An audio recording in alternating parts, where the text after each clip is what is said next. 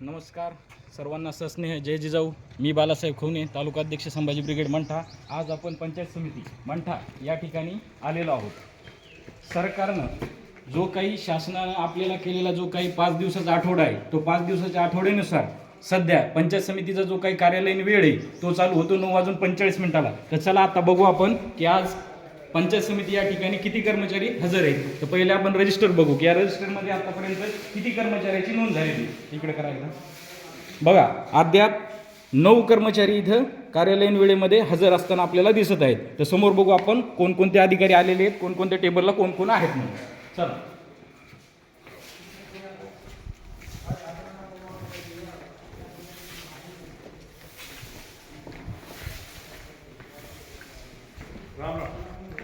गट विकास अधिकारी जे काही वर्ग 1 नंबरचे अधिकारी आहेत ते सध्या तर हजर नाही. तर 9:45चा टाइम झालेला आहे. 9:45चा टाइम दिलेला असतानाही शासनाने 5 दिवसाचा आठवडा करूनही अद्यापही जे काही सरसेनापती येतं ते सरसेनापती सध्या हजर नाहीत. ज्या पद्धतीने त्यांनी सर्व सिस्टीम ज्या पद्धतीने बघा, इथं आपल्याला सूचना बघू शकतो आपण की माहिती अधिकाराचा गैरवापर करणाऱ्यांना फौजदारी कारवाई. ज्या पद्धतीने इतके सतर्क राहून जे काही माहितीचा अधिकार जो सर्वसामान्याचा अधिकार आहे तो सर्वसामान्याच्या अधिकाराच्या संदर्भात ज्या पद्धतीनं हे सगळे इथं लिहून ठेवलेले, त्याच पद्धतीने जे काही दुसरे असतात जे महत्त्वाचे जे काही दस्तावेज असतील की ज्या महत्त्वाच्या सूचना आहेत त्या महत्त्वाच्या सूचना इथं कुठेही दिसत नाहीत. परंतु जे सर्वसामान्याचा महत्त्वाचा जो काही अधिकार आहे त्या माहितीचा अधिकार एखाद्याने टाकला तर त्या संदर्भात कशा पद्धतीनं या गोष्टी केल्या जातात. आता इथं आपण बघितल्या जातं दुसरी, आता आपण ज्यावेळेस इथं दुसरी सूचना बघतो, दुसरी सूचना कोणती आहे, या कार्यालयामध्ये या परिसरामध्ये धूम्रपान, गुटखा, तंबाखू खाणे व थुकण्यास सक्त मनाई आहे आणि त्या पद्धतीनं जर आढळून आलं तर 500 रुपयाचा दंड आहे. या पद्धतीने आपण हे बघितलंय. परंतु इथलची परिस्थिती जर आपण पुढे बघितली तर ज्या पद्धतीने यांनी जे काही सूचना दिलेल्या आहे या सूचनेचं सर्वसामान्य पालन होतं का नाही हे आपण आता पुढे बघणारच आहोत. हे या कार्यालयाचे कर्मचारी आपले मामाने 9:20 जे काही त्यांच्या कार्यालयीन वेळ असतो त्या वेळेमध्ये आपल्या पद्धतीने जो काही कारभार येतो त्या पद्धतीने आपल्या पद्धतीने प्रामाणिकपणे चालवताना आपल्याला दिसतात की ते कधीही आलोत आम्ही तर प्रामाणिकपणे आपल्याला जे काही यांची कॅबिन आहे बीडीओ साहेबाच्या त्या कॅबिनच्या समोर आपल्याला कधीही दिसतात. यांचं कधीही आम्ही कोणत्याही वेळेस आलं तर त्या वेळेस आम्हाला हे मामा भेटतात. यांच्याविषयी आम्हाला कोणतीही तक्रार नाही. आपण पुढे बघूया.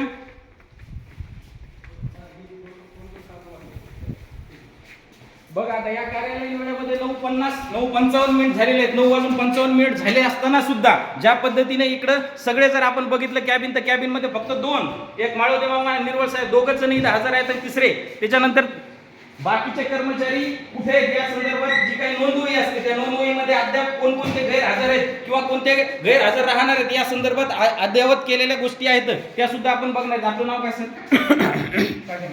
बरं, आता जी काही नोंदवही त्या नोंदवहीच्या संदर्भात आम्हाला माहिती पाहिजे की नोंदवही आहे. आज कोणकोणते ॲब्सेंट कर्मचारी त्या संदर्भात तुम्हाला माहिती असेल. आज कोणकोणते कर्मचारी गैरहजर असणार? हो, पण कार्यालयीन वेळ किती आहे साहेब? कार्यालयीन वेळ 9:30. मग आता किती वाजले सर? 9:55 झाले.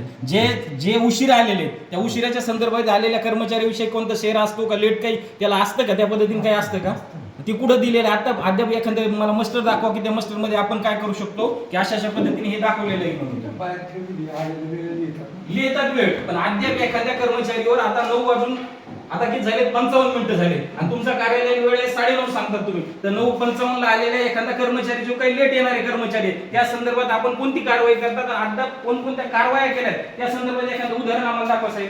नोटीस दिलेले आहेत का? म्हणजे प्रत्येक वेळेस तुम्ही आज किती जण कर्मचारी प्रत्येक जणांना नोटीस देणार आहेत का तुम्ही?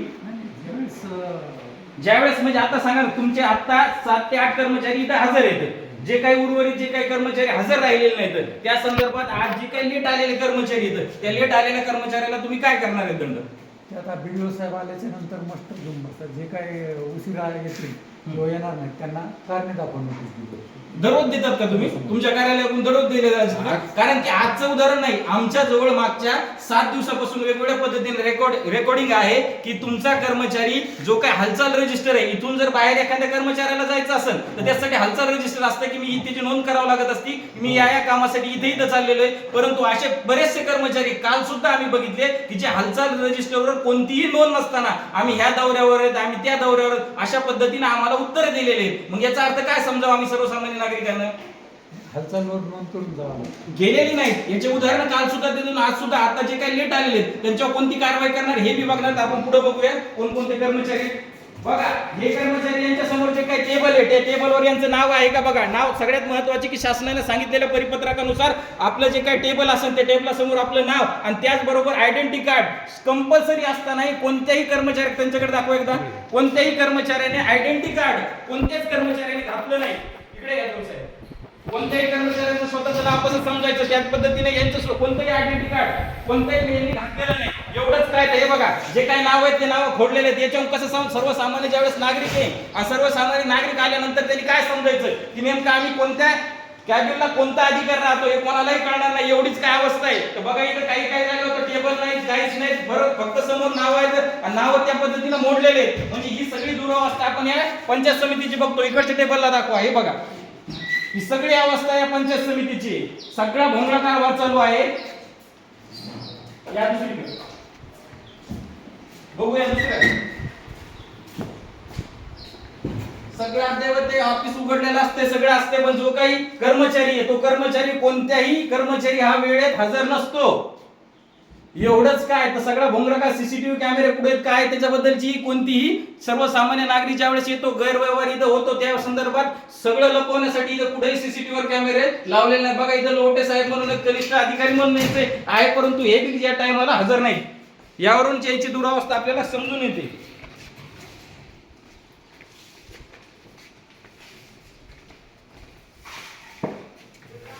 जे काय आता सगळ्यात महत्वाचं घरकुलाच्या संदर्भात सर्वसामान्य नागरिक सर्वांना इथं घरकुल मिळाले. त्या घरकुलाच्या संदर्भात कोणतीही जर अडचण असेल किंवा त्या संदर्भात काही तक्रार असतील तर त्या संदर्भात हे जे काही अधिकारी आहेत अधिकारी सध्या झोल साहेब आणि त्याच्यानंतर हे कर्मचारी दोघ जण हजर येतात. त्यांनी त्यांच्या वेळेमध्ये 9:45 जो काही मिनिट आहे त्या 45 मिनिटापर्यंत ते आलेले आहेत. त्यांच्याविषयी आपली कोणतीही सध्या तक्रार नाहीये परंतु याच पद्धतीने आज जसे आले तसे दररोज येतात का या संदर्भात सुद्धा आम्ही लाईव्ह घेणारच आहोत. त्यानंतर बघा पाणी पुरवठा विभाग कधीही लॉक असतो कधीच हजर नसतात. या पद्धतीने बघा की हे कशा पद्धतीने कारभार चालू आहे. त्याच पद्धतीनं पंचायत 2 आहे सर. हे पंचायत 2 विभाग आहे आणि सगळा हा पंचायत 2 विभाग आहे आणि पंचायत 2 विभागामार्फतच सगळा पंचायत समितीचा कारभार चालू होतोय. आणि इथूनच काय आदेश निघायचे ते आदेश निघतात कोणावर काय कारवाई करायची ती कारवाई पण ह्याच डिपार्टमेंटमधून निघायची पण तेच कर्मचारी हजर नाही तर कारवाई करणार कोण. चला समोर इथे येऊया आपण. गेले बघा ह्या सगळ्यात महत्वाचं असलं तर कॅबिन आहे. या कॅबिन मध्ये कधीही आल्यानंतर 1-2 कर्मचारी जर सोडले तर बाकी कोणतेही कर्मचारी हजर राहत नाही. विस्तार अधिकारी म्हणून हे टेबल दाखवा. विस्तार अधिकारी म्हणून विजय कुमार पाटील आता 9-10 वाजलेले आहेत पण 10 वाजल्यानंतर ही जे काही विस्तार अधिकारी म्हणून कार्यरत आहेत हे पाटील साहेब अद्यापही हजर नाहीत. त्याचबरोबर दुसरे कर्मचारी जे काही बीपी चव्हाण आहेत आता यांची अवस्था जर बघितली तर बघा यांना पुढे खुर्च्या नाहीत काय नाही कशा पद्धतीने सगळा कारभार चालतो हा भोंगळा कारभार आपण सर्वजण बघू शकतात. त्याचबरोबर तिसरे विस्तार अधिकारी सर्वोदय म्हणून आहेत सर्वोदय सुद्धा इथे अद्यापही हजर नाही.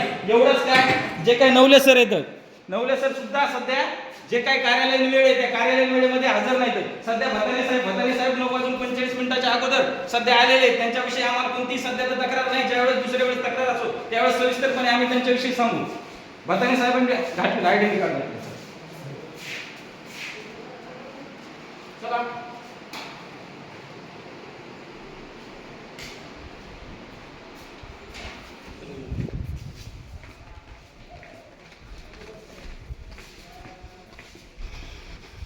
बघा कृषी विभागाचा सुद्धा दररोज आता आपण जर बघितलं तर 10 वाजून गेलेले आहेत परंतु अद्यापही तो बंद आहे. बांधकाम विभाग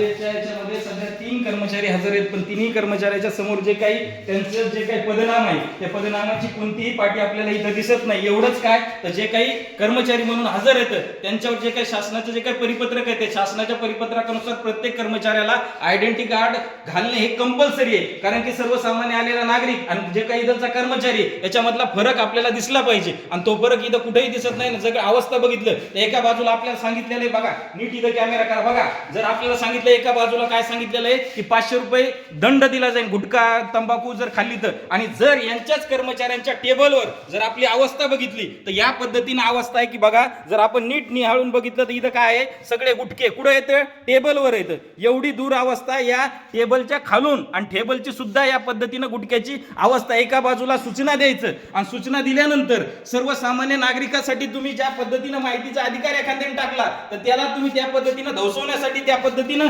सगळ्या गोष्टी सूचना फलकावर लावतात. त्याच पद्धतीनं जी काही दुसऱ्या सूचना फलकावर तुम्ही लावलेली जी काही सूचना आहे ती सूचनेचं पालन कुठेही करताना दिसत नाही.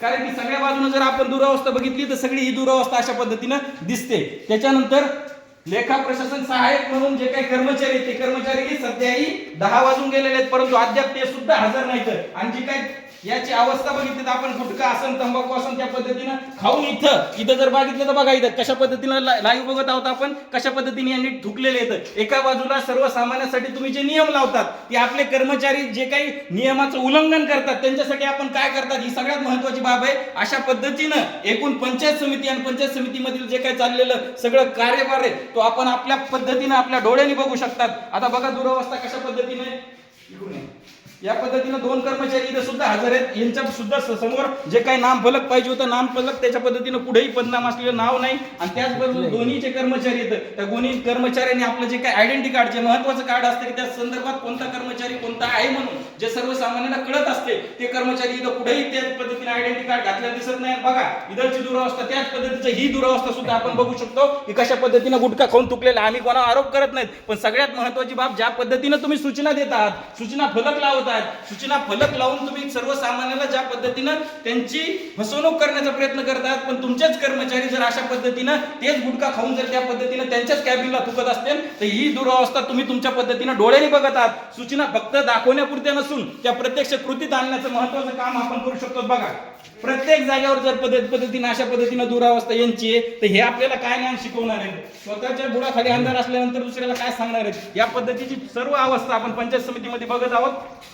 स्वच्छता भारत मिशन चालवलं राबवलं हे स्वच्छ भारत. बघा या ऑफिसला सुद्धा जर आपण बघितलं नीट निहाळून बघितलं तर इथं सुद्धा ज्या पद्धतीने ज्या गोष्टीबाबत आपण प्रत्यक्ष बोलत आहोत इकडे प्रत्यक्ष बोलत आहोत. आता बघा सर्वसामान्यांचे जे काही कागद आहेत बघा ज्यांचे डॉक्युमेंट दिलेले आहेत त्या डॉक्युमेंटवर थुकलेलं काम जर इथलचे कर्मचारी जर करत असतील तर ह्या दुसऱ्याला ज्ञान काय पाजळणार. या पद्धतीची सर्व दुरावस्था किंवा जी काही अवस्था आहे ती अवस्था या पद्धतीनं सगळ्या पंचायत समितीचे आणि पंचायत समितीचे जे काही कर्मचारी आहेत यांनी या पद्धतीनं आपल्याला दिसत आहे. बघा इथे एकच कर्मचारी हजर आहेत, बाकीचे कर्मचारी अद्याप वेळही निघून गेल्यानंतरही अद्यापही हजर नाहीत. शासनाने वेगवेगळ्या कामासाठी वेगवेगळ्या गोष्टीसाठी आपल्याला वेळोवेळी खर्च केलेला जातो, पण त्या खर्च केल्यानंतर त्याची दुरावस्था कशा पद्धतीने त्यांची नीट काळजी घेतली जात नाही, त्या पद्धतीने त्याची दुरावस्था केल्या जाते. हे आपण सगळं उदाहरण या कॅबिनला आल्यानंतर बघू शकतो. या पद्धतीचा सगळा कारभार हा पंचायत समिती आणि पंचायत समितीच्या कर्मचाऱ्यांचा आणि त्यांच्यावर वाच ठेवणारा जो काही मेन अधिकारी म्हणून असतो तो बीडीओ सध्या हजर नसतो. आणि जे काही आयडेंटिटी कार्ड आहे कोणत्याही कर्मचाऱ्याने आयडेंटिटी कार्ड आज पुढे दिसलेलं नाही, कारण की हे सुद्धा कर्मचारी यांच्या गळ्यामध्ये सुद्धा आयडेंटिटी कार्ड हे प्रशासनानं कंपल्सरी केलेलं असून सुद्धा यांनी सुद्धा आयडेंटिटी कार्ड घातलं नाही. याच एवढंच काय. आपलं नाव काय सर? विजय राठोड. काय आय कार्ड का नाही घातलं सर? कधी न्यू जॉईनिंग कधी झाली सर? हा आचारसंहितेच्या वेळेस झालं तेव्हापासून आयडेंटिटी कार्ड तुम्हाला दिलेलं नाही का? नाही दिलं नाही का तुम्हाला?